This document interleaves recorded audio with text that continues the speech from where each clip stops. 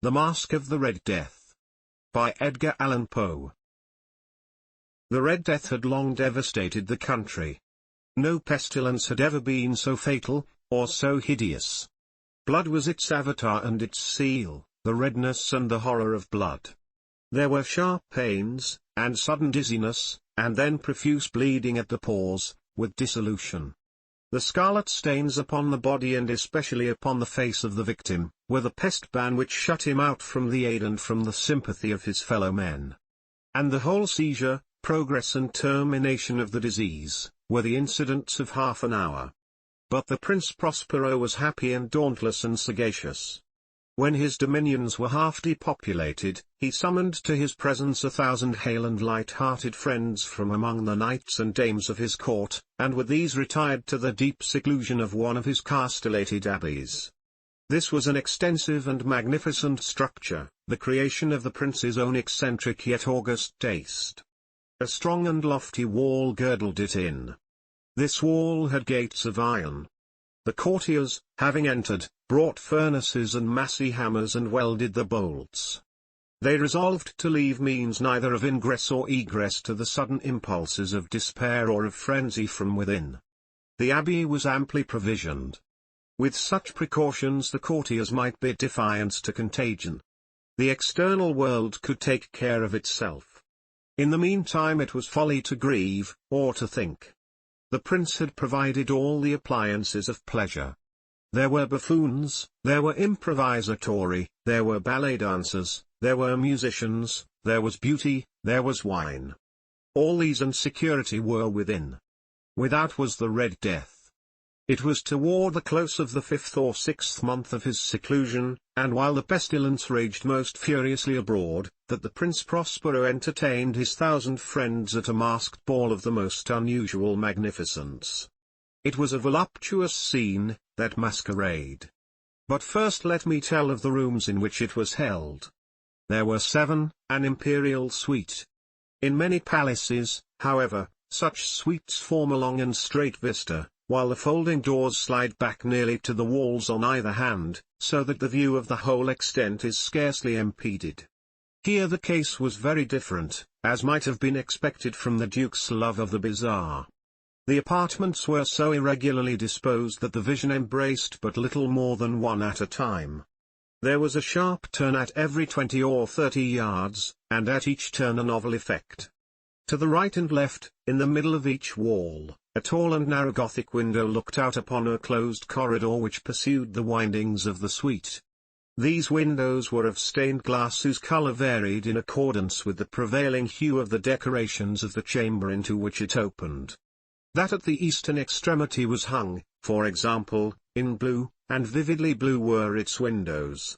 The second chamber was purple in its ornaments and tapestries, and here the panes were purple. The third was green throughout, and so were the casements. The fourth was furnished and lighted with orange, the fifth with white, the sixth with violet. The 7th apartment was closely shrouded in black velvet tapestries that hung all over the ceiling and down the walls, falling in heavy folds upon a carpet of the same material and hue. But in this chamber only, the color of the windows failed to correspond with the decorations. The panes here were scarlet, a deep blood color. Now in no one of the 7 apartments was there any lamp or candelabrum, amid the profusion of golden ornaments that lay scattered to and fro or depended from the roof. There was no light of any kind emanating from lamp or candle within the suite of chambers. But in the corridors that followed the suite, there stood, opposite to each window, a heavy tripod, bearing a brazier of fire that projected its rays through the tinted glass and so glaringly illumined the room. And thus were produced a multitude of gaudy and fantastic appearances.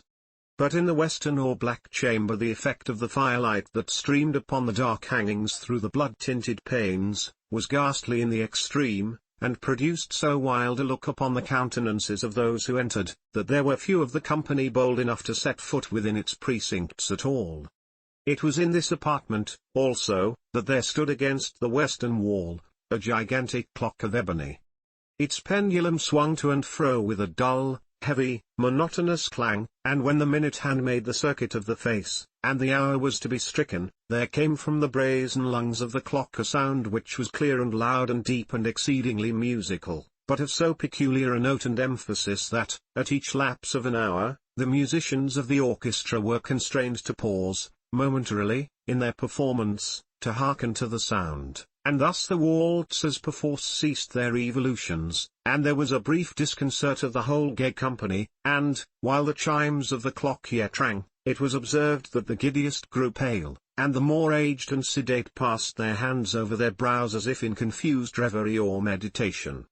But when the echoes had fully ceased, a light laughter at once pervaded the assembly, the musicians looked at each other and smiled as if at their own nervousness and folly, and made whispering vows, each to the other, that the next chiming of the clock should produce in them no similar emotion, and then, after the lapse of 60 minutes, there came yet another chiming of the clock, and then were the same disconcert and tremulousness and meditation as before.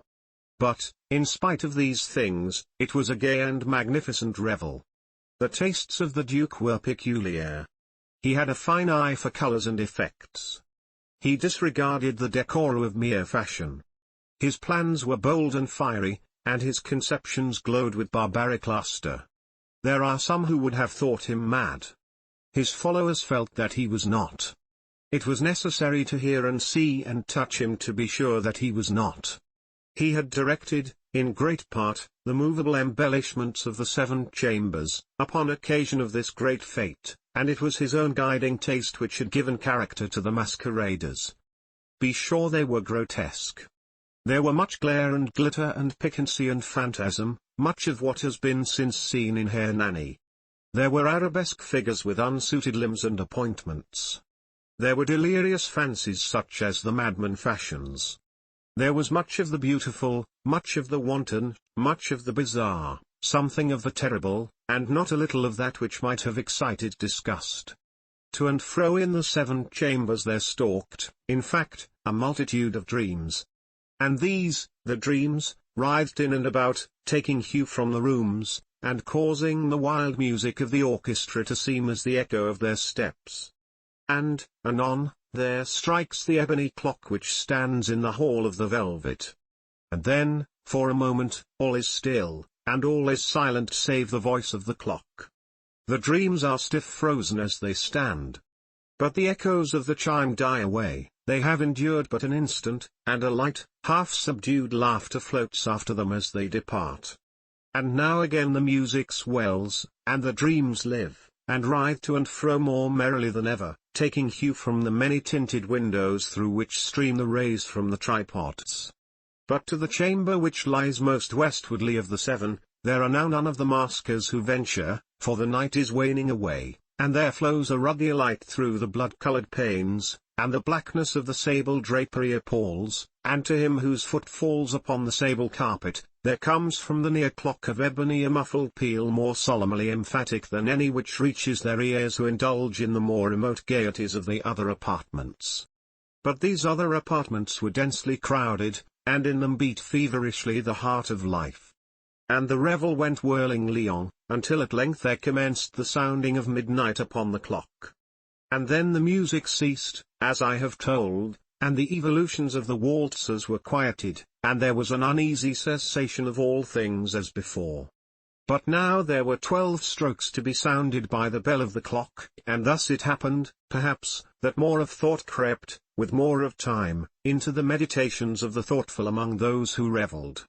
And thus, too, it happened, perhaps, that before the last echoes of the last chime had utterly sunk into silence, there were many individuals in the crowd who had found leisure to become aware of the presence of a masked figure which had arrested the attention of no single individual before.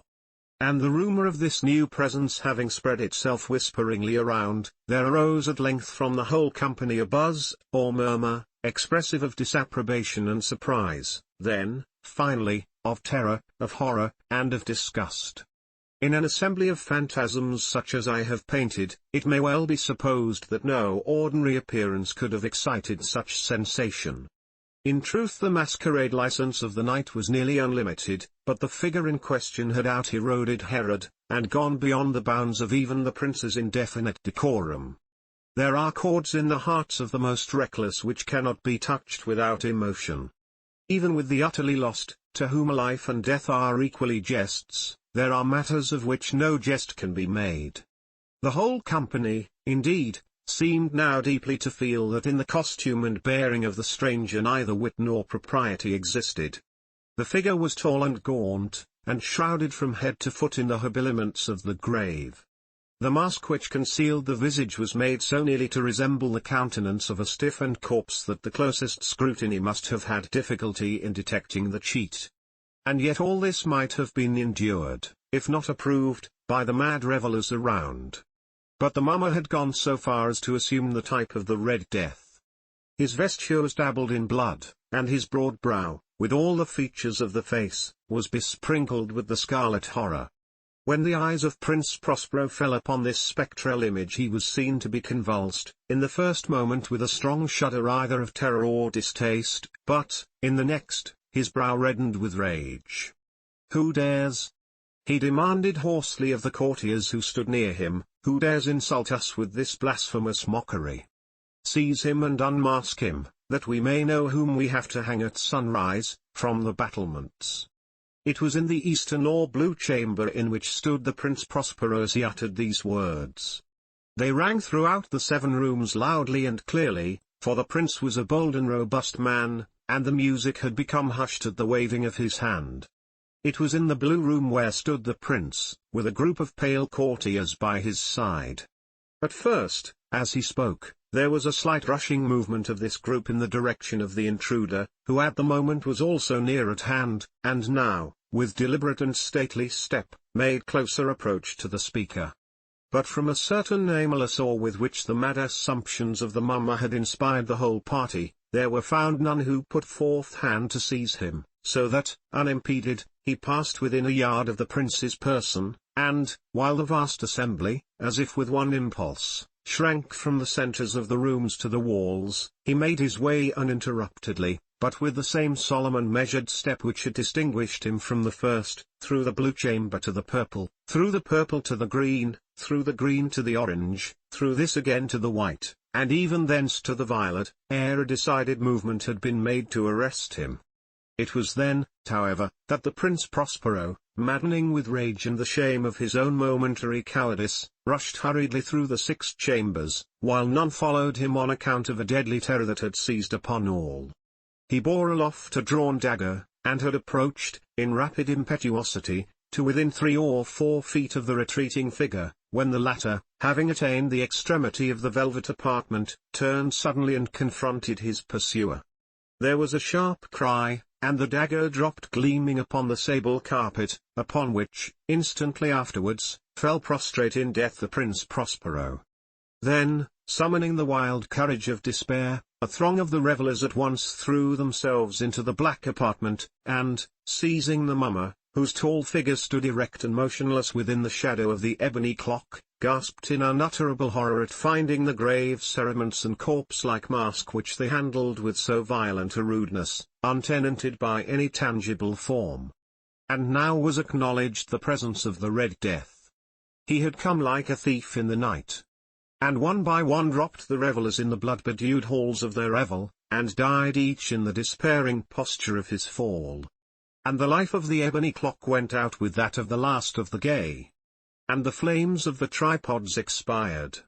And darkness and decay and the Red Death held illimitable dominion over all.